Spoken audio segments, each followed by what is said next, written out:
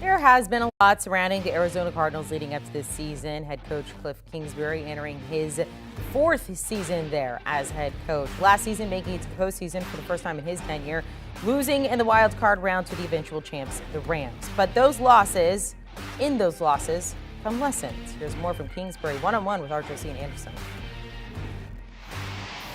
So we are here with Cardinals head coach Kliff Kingsbury. Appreciate you joining us right now. And I just want to reflect back a little bit to last season. Obviously, coming off an 11-6 season, your first playoff entry as a head coach. But I'm still curious about your personal evolution and how you feel like you have learned, from the playoff sting of last year and how that's going into your approach for this season. Yeah, I think we all learned as a young team. When you get to the playoffs, it's a whole different level. I felt like the Rams came out, they'd been there before, and more intense, more physical, had a better game plan, and just took it to us. And I think we all learned from that. It hurt at the time, but we've kind of used that throughout the offseason, and hopefully we'll be better for it. Could you be a little bit more specific in terms of what you took from that as far as learning, whether it be with just game prep, in-game situations, getting the feel of players when they're nervous or what have you, and how you handle that? Yeah, I'd say all of it. I think messaging throughout the week, how you approach the week, and then leaning on guys that have been there before to really let the younger players know, hey, this is what it's going to be, and we all got to step up. Now, when you think about the fact that you've helped lead this team from 5 to 8 to 11 wins when they were 3-13 before that, can you describe to what degree you feel the pressure to still take this team, given the caliber of assets, to that next level, and maybe just the recency of the college label, if that's still there? Yeah, I don't think pressure would be the word, just excitement to be able to continue what we started. Like you said, we've improved each year. I think this is the most talented roster we've had going into the season, and we expect to be even better. And with Kyler and his progression and his development, he's gotten dramatically better each season. I think we have a chance to have a good year. And speaking of Kyler Murray, obviously right now he's coming off of a COVID illness or what have you, still taking your time to work him back into a full go.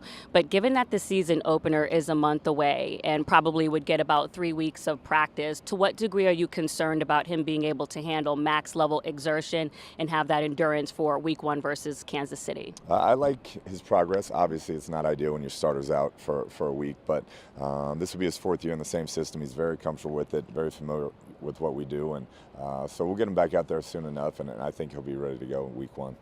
So with Kyler Murray obviously getting that big contract, 5-year, $230 million, but last week you decided to have a practice with him in which he was calling plays.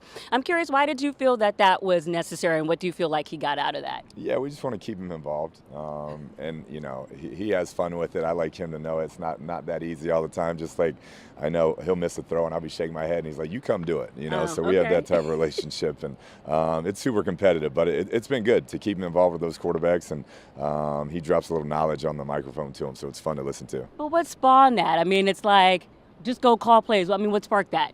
Yeah, just he was sitting there and sitting out of practice. So I'm like, hey, let's get him back involved and let's see if he can handle it. He did a good job. He would talk all the way up till they threw the ball, and so the quarterbacks were a little bit annoyed with that. But, he did a nice job with it. Even though I heard that you were joking that you probably wouldn't want him to be the coach. I did read that. But listen, let's also talk about just how you're going to deploy the assets for the offense, given the fact that DeAndre Hopkins is starting off with the 6-game suspension. Obviously, Christian Kirk gone to the Jaguars. So can you be a little bit specific in terms of how you plan to integrate Rondale Moore? Obviously, you've been speaking highly of him. Marquise Brown, who obviously came from the draft, and A.J. Green.